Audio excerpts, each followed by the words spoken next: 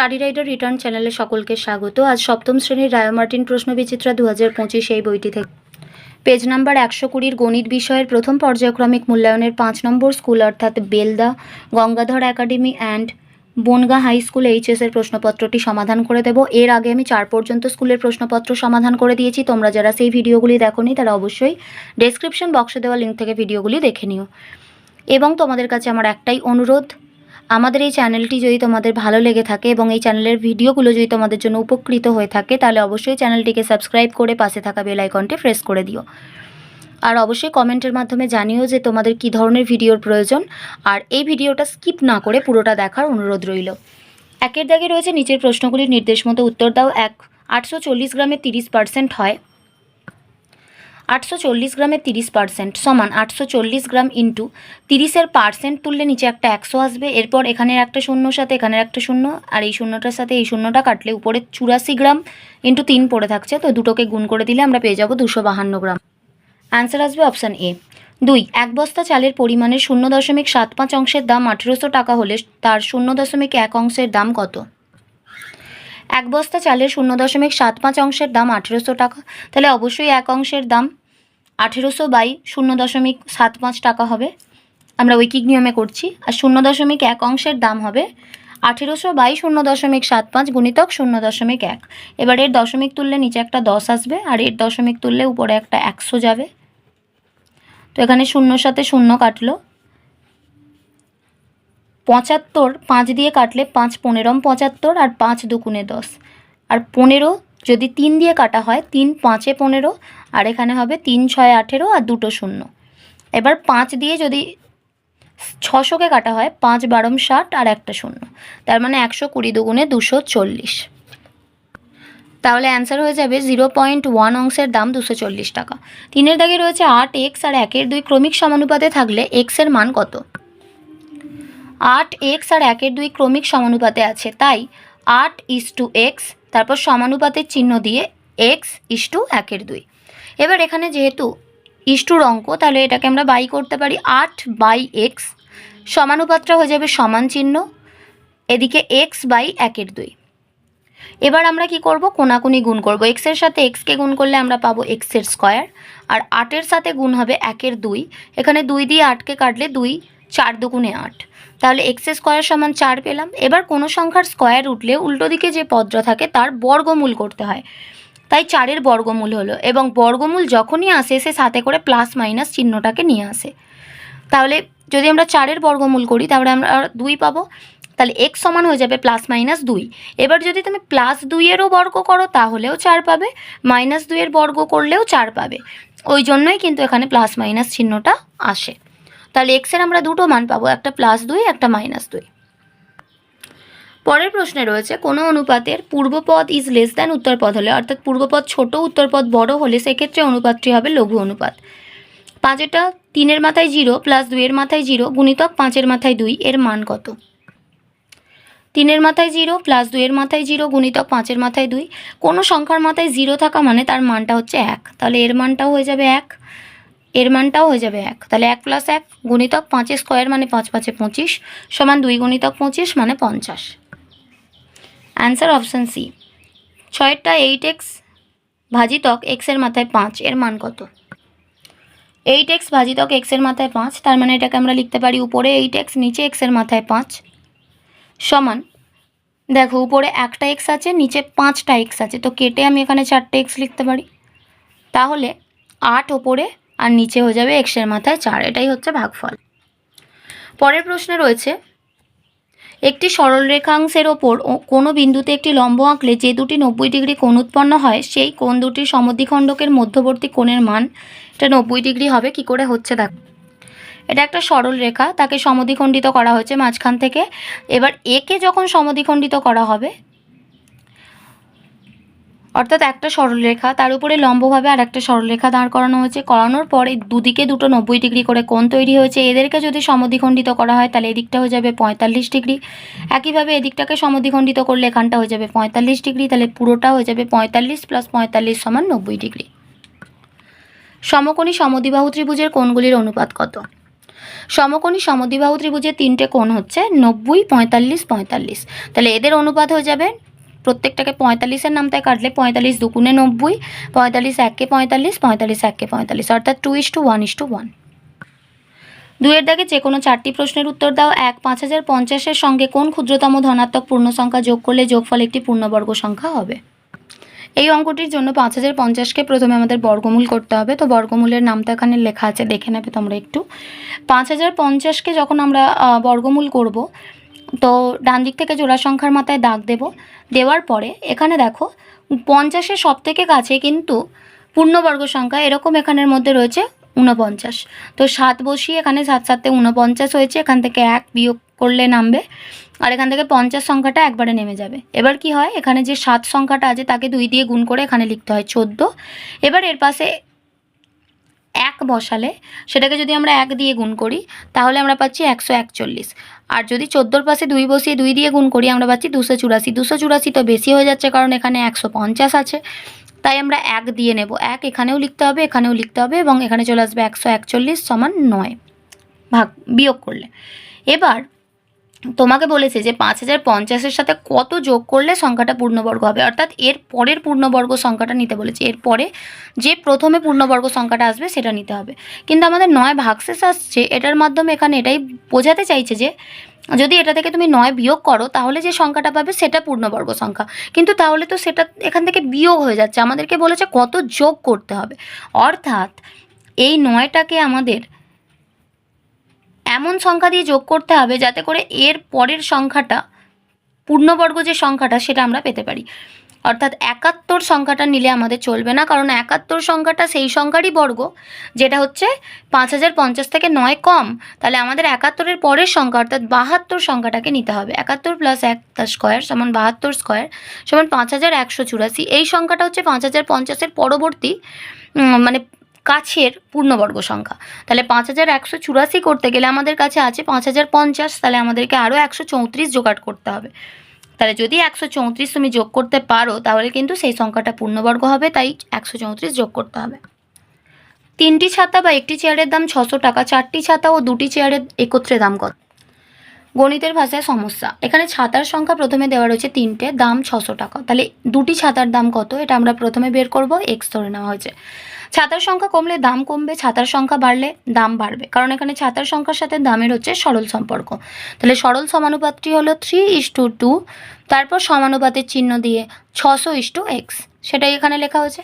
এরপর আমরা জানি অনুপাত মানে হচ্ছে ভাগ, অর্থাৎ 3 নিচে 2, তারপর সমান চিহ্ন দিয়ে 600, নিচে হচ্ছে x। এবার আমরা কোনাকুনি গুণ করব, 3-এর সাথে x গুণ করলে 3x, 600-র সাথে 2 গুণ করা হয়েছে।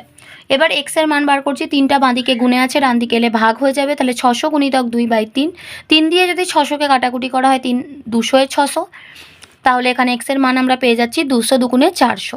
এবার একইভাবে আমরা চেয়ারের দামটা বের করব। গণিতের ভাষায় সমস্যা। প্রথমে চেয়ারের সংখ্যা আর দাম টাকা।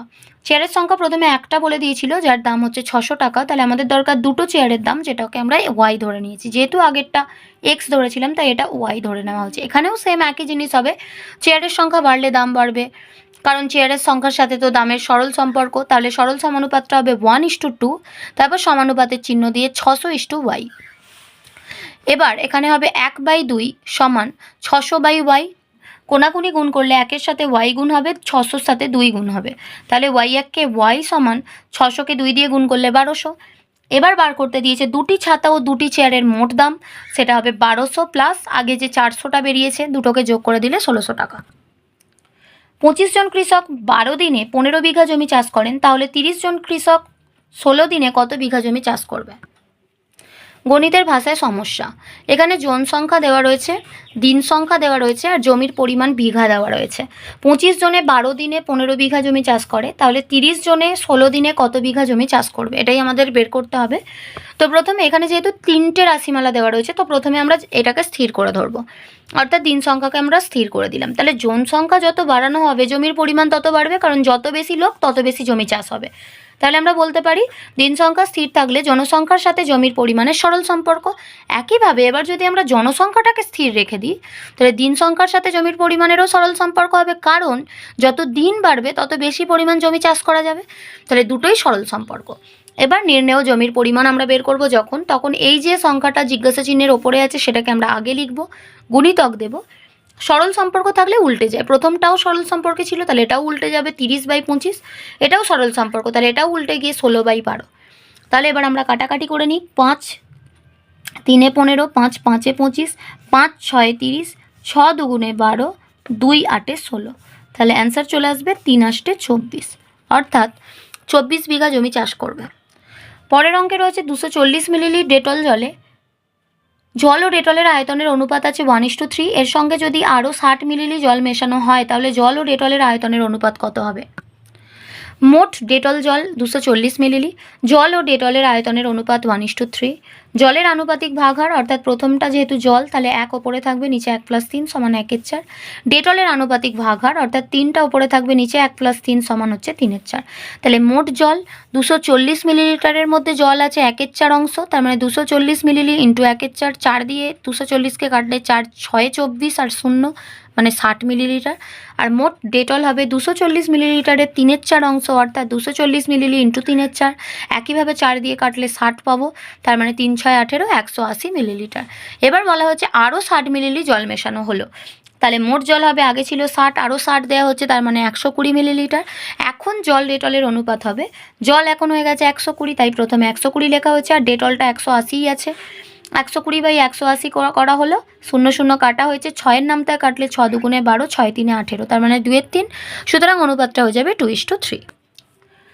9,000 টাকা এ বি সি এর মধ্যে এমনভাবে ভাগ করে দাও যেন বি পায় এ এর দ্বিগুণ এবং সি পায় এ ও বি এর মোট টাকার অর্ধেক, কে কত টাকা পাবে?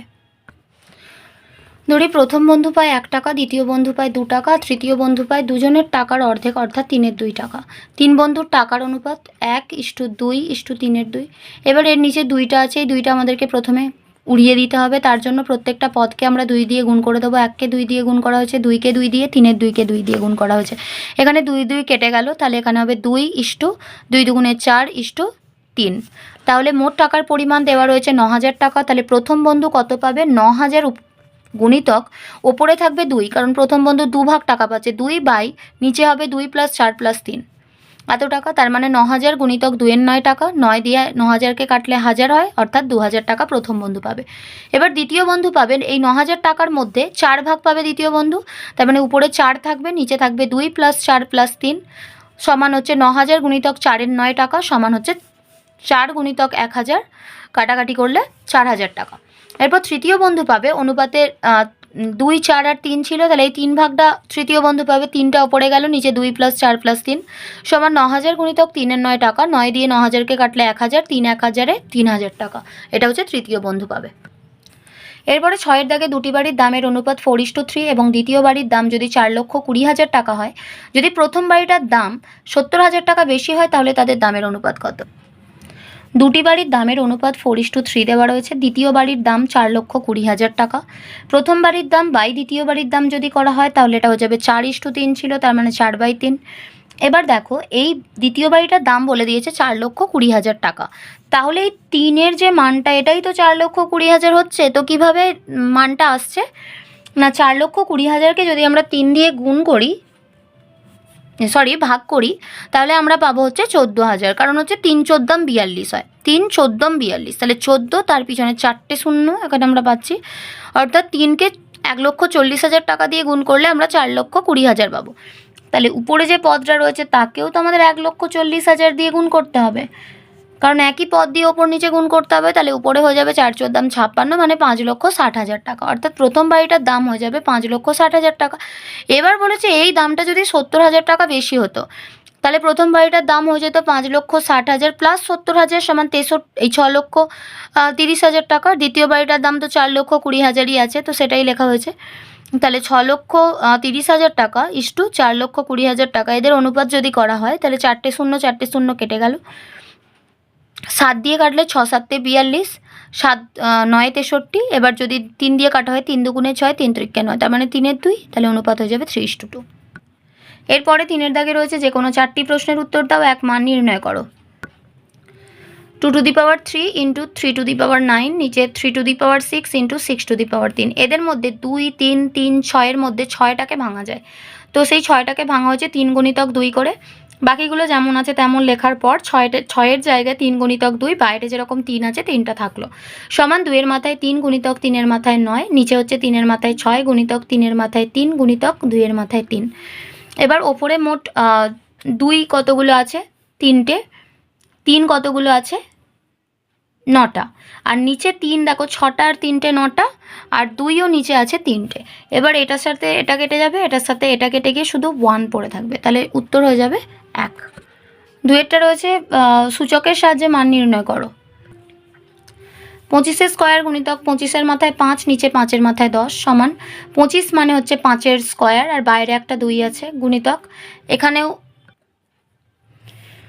তাহলে 25টাকে 5-এর স্কোয়ার পাচ্ছি, বাইরে 2, আর এখানেও 25টাকে 5-এর স্কোয়ার, বাইরে 5, তার মানে এখানে 5-এর মাথায় 2 দুগুণে 4, আর এখানে 5-এর মাথায় 5 দুগুণে 10, নিচে 5-এর মাথায় 10। এবার এটার সাথে তো এটা পুরোটা কেটে যাবে, কেটে গেলে কি পড়ে থাকবে? 5-এর মাথায় 4। এটার মানে হচ্ছে 5টা 4-এর গুণফল, 5টা 4কে গুণ করলে 4টে 5-এর গুণফল, তার মানে 4টে 5কে যদি আমরা গুণ করি আমরা পেয়ে যাব 625। এর পরের প্রশ্নে রয়েছে সূচকের সাহায্যে সরল করো। তো অঙ্কটা প্রথমে টোকা হয়েছে, টুকে নেওয়ার পরে এখানে দেখো 6টাকে প্রথমে ভাঙা যাবে 3 গুণিতক 2 করে, তার সাথে 3-এর মাথায় 8 আর 3-এর মাথায় 12 যেমন আছে লেখা হলো গুণিতক এখানে এর মাথায় 3 দুগুণে 6 হবে গুণিতক এ স্কোয়ার, নিচে এর মাথায় 7, এখানে সমান দিয়ে 3-এর মাথাতেও 4 হবে, 2-এর মাথাতেও 4 হবে, 3-এর মাথায় 4, 2-এর মাথায় 4 গুণিতক 3-এর মাথায় 8, নিচে 3-এর মাথায় 12 গুণিতক এখানে এর মাথায় 6 2 8টা আর এর মাথায় 7টা সমান 3-এর মাথায় দেখো উপরে মোট কটা 3 আছে? এখানে 8টা, এখানে 4টে মিলে টোটাল 12টা, আর 2 আছে 4টে, নিচে 3 আছে 12টা গুণিতক এখানে এ আছে 8টা আর নিচে এ আছে 7টা। তো এবার এই 3-এর মাথায় 12, 3-এর মাথায় 12টা কেটে গেলে 2-এর মাথায় 4 পড়ে থাকছে, আর এখানে যেহেতু ভাগ হচ্ছে ভাগের সময় পাওয়ারে বিয়োগ হয়, তাহলে এর মাথায় হয়ে যাবে 8 - 7 সমান 2-এর মাথায় 4 মানে হচ্ছে 4টে 2-এর গুণফল, অর্থাৎ 2 গুণিতক 2 গুণিতক 2 গুণিতক 2, 2 দুগুণে 4, 4 দুগুণে 8, 8 দুগুণে 16 গুণিতক এর মাথায় 1 থাকবে, তার মানে অ্যান্সার হয়ে যাবে 16A। 3-এরটা যোগফল নির্ণয় করো। 2a square b plus 5b square a plus 7 plus 3a square b minus 2b square a plus 6 plus 8a square b minus b square a plus 9। প্রথমে ব্র্যাকেটগুলো তুলে দেওয়া হলো। এবার দেখো সদৃশ্য পদগুলোকে আলাদা করতে হবে। এখানে এ স্কোয়ার বি যুক্ত পদ যেগুলো রয়েছে সেগুলোকে আমরা প্রথমে একসাথে করে নিলাম এখানে, তারপর বি স্কোয়ার এ যুক্ত পদ যেগুলো রয়েছে সেগুলোকে আমরা পাশাপাশি করে নিলাম, তারপর যে সংখ্যাগুলো রয়েছে সেগুলোকে আমরা আলাদা করে নিলাম। এবার দেখো এখানে এ স্কোয়ার বি 2টো, এখানে এ স্কোয়ার বি 3টে, এখানে এ স্কোয়ার বি 8টা, তাহলে মোট কটা হচ্ছে 8 আর 3 11 আর 2 13টা এ স্কোয়ার বি। বি স্কোয়ার এ কটা আছে? এখানে 5টা বি স্কোয়ার এ প্লাসে আছে, আর এখানে 2টো বি স্কোয়ারে আর একটা বি স্কোয়ারে, মানে মোট 3টে বি স্কোয়ারে মাইনাসে আছে, আর এখানে 7 6 9 তিনটেই প্লাসে রয়েছে, যোগ করে দিলে 22 পাবো। এবার 13 স্কোয়ার বি যেটা ছিল সেটা লেখা হলো প্লাস 5টা বি স্কোয়ার এ থেকে আমি 3টে বি স্কোয়ারে যখনই বাদ দেবো 2টো বি স্কোয়ারে হবে প্লাস 22, এটাই যোগফল। 4-এরটা একটা চলর রাশিযুক্ত সংখ্যামালা দেওয়া রয়েছে, সেটাকে -9 স্কোয়ার বি কিউ দিয়ে ভাগ করতে হবে। তো -81 এর মাথায় 5 বি স্কোয়ার প্লাস 63 এর মাথায় 4 বি এর মাথায় 4 -45 এ স্কোয়ার বি কিউ, একে -9 এ স্কোয়ার বি কিউ দিয়ে ভাগ করতে হবে। তো প্রত্যেকটা পদকে আমরা আলাদা আলাদাভাবে এটা দিয়ে ভাগ করে দেব। -81 এর মাথায় 5 বি স্কোয়ারকে প্রথমে আমরা -9 এ স্কোয়ার বি কিউ দিয়ে ভাগ করব। এখানে প্লাস আছে, সেই প্লাসটা মাঝখানে বসেছে, তারপর এই পুরো সংখ্যাটা বসানো হয়েছে ওপরে, নিচে -9 এ স্কোয়ার বি কিউ। আবার এখানে এই যে মাইনাসটা আছে ওটা এখানে বসলো, দিয়ে উপরের যে পদটা আছে সেটা উপরে লেখা হলো, আর নিচে -9 এ স্কোয়ার বি কিউ। এবার খেয়াল করো 9 9 81 হয়, তাহলে উপরে হয়ে যাচ্ছে 9, এ দেখো উপরে 5টা নিচে 2টো, তাহলে কাটাকাটি করলে উপরে 3টে এ পড়ে থাকবে এ কিউ, আর বি দেখো নিচে 3টে ওপরে 2টো, তো কাটাকাটি করলে নিচে পড়ে থাকবে একটা, তাহলে 9 এ কিউ বি। প্লাসে মাইনাসে মাইনাস, এখানে থাকবে 9কে 63 দিয়ে কাটলে 7 9 63, উপরে 7, উপরে 4টে নিচে 2টো এ, কাটাকাটি করলে উপরে 2টো এ পড়ে থাকবে। আর বি দেখো উপরে 4টে নিচে 3টে, তো কাটাকাটি করলে ওপরে একটা বি পড়ে থাকবে, নিচে কিছু নেই মানে 1। এখানে মাইনাসে মাইনাসে প্লাস, 5 9 45 কেটে গেল, 5 থাকলো। এ ওপরে 2টো নিচে 2টো পুরো কেটে যাবে, বি ওপরে 3টে নিচে 3টে পুরো কেটে যাবে, তাহলে কিছুই থাকছে না, নিচে 1। এবার এই বি 1 আর 1-এর লসাগু যদি করা হয় তাহলে এটা বি আসবে। এবার দেখো নিচেটাকে নিচের সাথে সমান করতে হবে, তো বিকে বি করতে গেলে 1 দিয়েই গুণ করতে হয়, বি 1কে বি, তাহলে উপরে যে 9 এ কিউটা আছে তাকে আমরা 1 দিয়েই গুণ করবো, 9 এ কিউ, মাইনাস যেমন আছে বসলো। একটাকে বি করা হয়েছে, তার মানে একটাকে বি করতে গিয়ে আমি বি দিয়ে গুণ করেছি, তাহলে উপরে যে পদটা আছে তাকেও বি দিয়ে গুণ করব। তাহলে এখানে বি একটা ছিল, আর একটা বি দিয়ে গুণ করলে বি 2টো হয়ে যাবে, তাহলে 7 a স্কোয়ার বি স্কোয়ার। প্লাসটা যেমন আছে থাকলো, নিচেটা 1 ছিল সেটাকে বি করা হয়েছে, তাহলে 1টাকে বি করতে গেলে আমি বি দিয়ে গুণ করেছি, তাহলে ওপরেও 5টাকে বি দিয়ে গুণ করলে 5b হয়ে যাবে। এরপরে 4-এর দাগে যে কোনো 2টি প্রশ্নের উত্তর দাও। এক স্কেল ও পেন্সিল কম্পাসের সাহায্যে 105 ডিগ্রি কোণ অঙ্কন করো। প্রথমে একটা সরল রেখা নিতে হবে, এরপর পেন্সিল কম্পাসের সাহায্যে আমরা প্রথমে একটা 90 ডিগ্রি কোণ এঁকে নেব।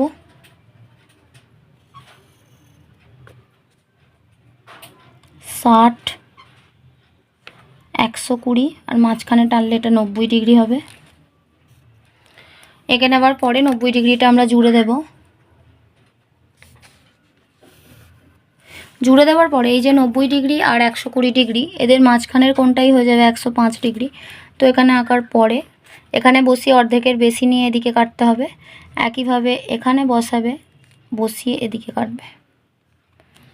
তো যে বিন্দুটা পেলে সেই বিন্দুটা জুড়ে দিতে হবে মূল বিন্দুটার সাথে, এইটা। তাহলে এই যে এ বি সি তৈরি হলো কোণ, এটাই হচ্ছে 105 ডিগ্রি কোণ। কোণ এবিসি সমান 105 ডিগ্রি। 2-এর অঙ্কে রয়েছে স্কেল ও পেন্সিলের সাহায্যে 60 ডিগ্রি কোণ আঁকো এবং কোণটিকে সমদ্বিখণ্ডিত করো। তার জন্য একইভাবে প্রথমে একটা সরল রেখা নিয়ে নেবে। এবার কি করবে, পেন্সিল কম্পাসের সাহায্যে প্রথমে একটা বৃত্তচাপ আঁকবে। আঁকার পর প্রথমে যে কোণটা এখানে বসিয়ে টানবে সেটাই 60 ডিগ্রি। এবার এটাকে সমদ্বিখণ্ডিত করার জন্য অর্ধেকের বেশি নিয়ে এখানে টানবে একবার, আর তারপর এই বিন্দুটাতে বসাবে, বসিয়ে এদিকে টানবে। এর ফলে ছেদ করে গেল একটা বিন্দুতে। তো এই বিন্দুটাকে আমাদের যুক্ত করতে হবে। আর একইভাবে এই যে 60 ডিগ্রিটা আঁকা হয়েছে সেই 60 ডিগ্রিটাকেও যুক্ত করতে হবে।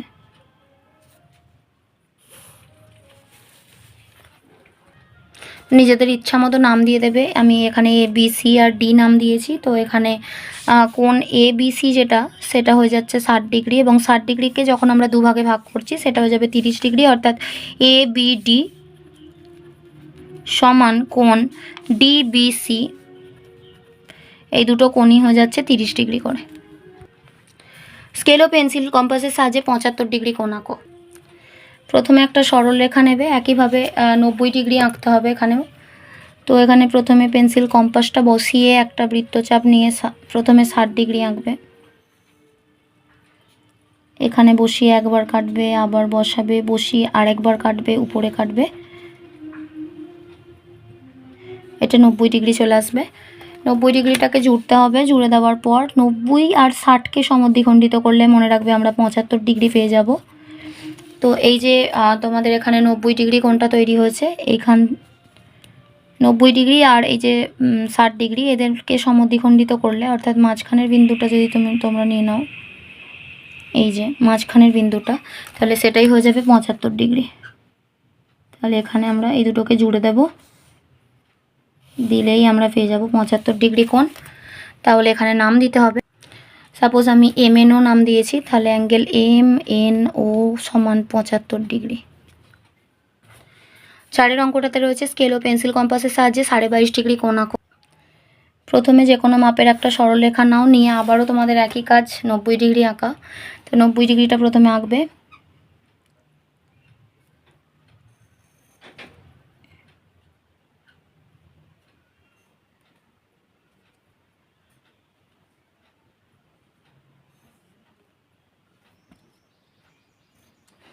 নব্বই ডিগ্রিটা আঁকার পর 90 ডিগ্রিকে সমদ্বিখণ্ডিত করলে আমরা 45 ডিগ্রি পাবো।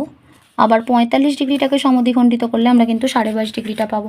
তাহলে প্রথমে আমরা 45 ডিগ্রি আঁকার জন্য এখানে বসাবো, বসিয়ে এই যে 90-এর অর্ধেকের বেশি নেওয়া হয়েছে নিয়ে এদিকে কাটবে। একইভাবে এই বিন্দুটাতে বসিয়ে এখানে এদিকে কাটবে।